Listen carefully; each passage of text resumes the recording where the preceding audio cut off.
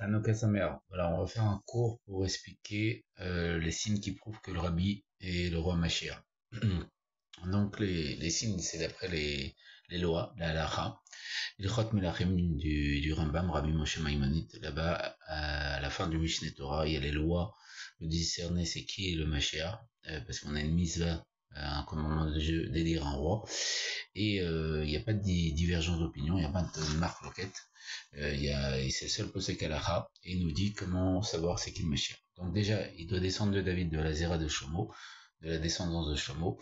On sait que le Rabbi, il descend de la Nourazakin, qui descend lui-même du Maral de Prague, qui descend lui-même de Shlomo et de David. Deuxième point, il doit étudier la Torah nuit et jour. Donc on sait que le Rabbi étudie la Torah nuit et jour. Voilà, c'est même pas prouvé. Il faut qu'il fasse la guerre de Dieu, c'est-à-dire qu'il ramène tout le peuple juif à la tchouva. Donc il l'a fait, donc par toutes ses actions, ramener tout le peuple juif, c'est-à-dire faire de son mieux pour ramener les juifs à s'attacher à Dieu. Il faut qu'il reconstruise le temple dans son endroit. Il y a une kuntras, il y a une sira du rabbi qui s'appelle Rabbeinu Shebeval qui explique ce terme-là, parce que le Rambam est très médouillé, qui fait très attention en termes. Pourquoi il dit Bim Komo, qui reconstruit le temple dans son endroit? On sait très bien que l'endroit du Beth Amikdash c'est à Jérusalem. Alors pourquoi il dit Bim Komo? Et le Rabbi explique que ça représente la maison d'études de Rabbeinu chez Bemaven, de notre Rabbi à Bavel en exil. Et il dit là-bas que c'est le 770. Donc voilà. Donc il a reconstruit le temple dans son endroit.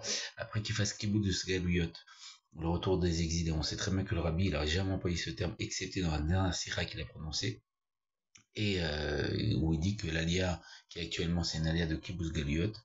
Et selon toutes ces règles, le Rabbi il dit, donc il y a Cheskat Mashiach potentiel et Mashiach Vadaï, dans une sira du Dvar Malchut, et des dernières sirot qu'il a prononcé le Rabbi, il dit que le Nassi de la génération, c'est le Navi, donc le prophète de la génération, le Moshe de la génération et le Mashiach de la génération. Par humilité, il disait que c'était toujours son beau-père.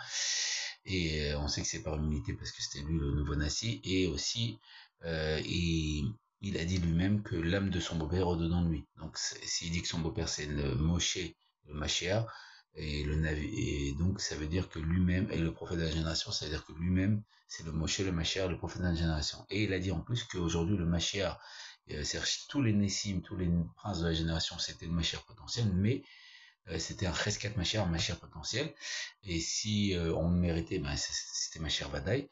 Mais il dit que dans notre génération, le Mashiach, c'est plus un Cheskat, c'est pas un Mashiach potentiel, c'est un Mashiach Vadaï. Déjà, voilà, tous ces éléments de réponse.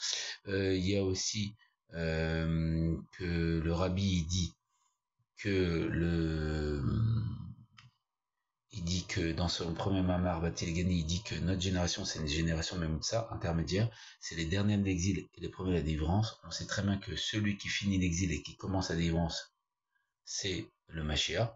Donc dès qu'il a dit son premier Mamar, des personnes qui avaient tué la Torah ont compris et ont dit il est en train de dire qu'il est Mashiach. Le Rabbi, il dit Parashat Shoftim Nunalef ou Nunbet. Là-bas, il dit que dans notre génération, on a un juge, un conseiller et un prophète dans notre génération. Et donc, il parle de lui parce qu'il parle du Nassi. Et il dit que cet être-là, il est Ben Aror, il est sans aucune commune mesure avec toute la génération. Si on peut donner un exemple, c'est comme le Ven Ashtia, la pierre de fondement du monde avec laquelle Dieu il a créé tout le monde.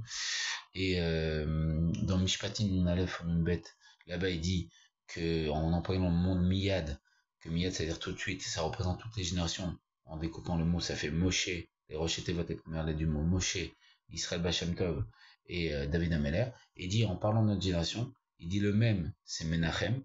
On sait que le rabbi s'appelle Menachem. Menachem Meachiar, il marque de sa main. Et Yud, c'est Yosef Israël. Et Dalet, c'est Rabbi Racham, Rabbi Dovber. Donc il parle de lui en tant que Mashiach. Donc voilà tous ces éléments de réponse.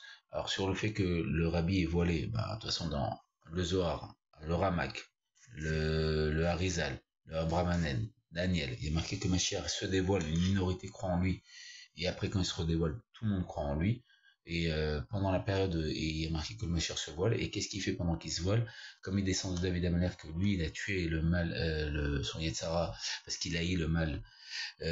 Donc le Mashiach doit, pendant la période où il est voilé, tuer le mal et la mort, ou nous apporter les 50 portes de la connaissance. Donc c'est ça qu'il est en train de faire pendant la période où il est voilé. Et quand il se dévoile, tout le monde accepte que c'est lui. Euh, voilà les grandes lignes. Après, bon, vous avez tous les enseignements du Rabbi sur Mashiach. Il y a dans Géoula Mashiach, il y a tous les enseignements qui parlent du Mashiach en voix claire. Où il y a tout ce que je vous dis verbalement et encore plein d'éléments qui prouvent que le Rabbi c'est Mashiach. Et ça vient des enseignements du Rabbi. Et dans les enseignements du Rabbi, dans ces sikhot, il y a tous les Mekorot, ces enseignements qui viennent de toute la Torah.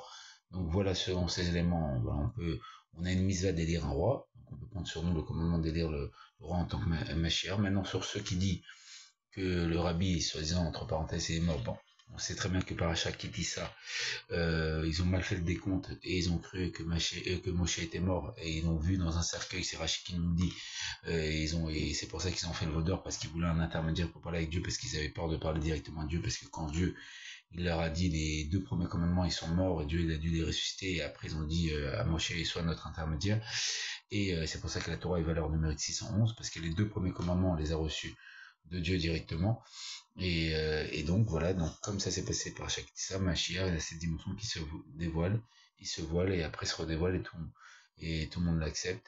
Euh, voilà les grandes lignes, mais voilà, vous avez toutes les références et sur le fait qu'on dit qu'entre parenthèses, on croit qu'il est mort ou quoi que ce soit, ça dit qu'il n'est pas mort. Le Rabbi ramènera Rabbi Yehuda Nassi que pendant un an après qu'il s'est volé, il a fait kiddush à sa femme.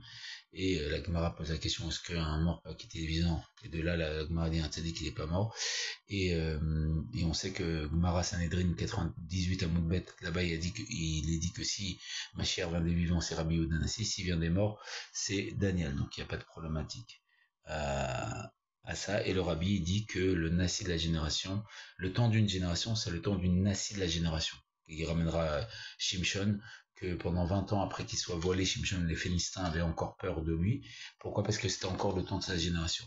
Et il dira que le Nassi, il est toujours Begouf Gashmi dans sa génération, donc le Rabbi, il est toujours dans son corps matériel. Bon, voilà, il y a plein d'éléments qui permettent d'élire un roi, et comme on sait dans le Perkei Avot, quand une misa se présente devant nous, on est obligé on doit la faire tout de suite de peur de passer à côté, et voilà, donc selon tous ces éléments, on peut élire le Rabbi en tant que Meler HaMashiach, et si on veut la délivrance tout de suite, le seul qui répond à tous les critères, c'est le Rabbi, et donc, et le Rabbi dira dans la fameuse Sira Bet Nissan 1988, que de dire Yeché Amalek, vive le roi, ça donne de l'empressement à Dieu de ramener Mashiach.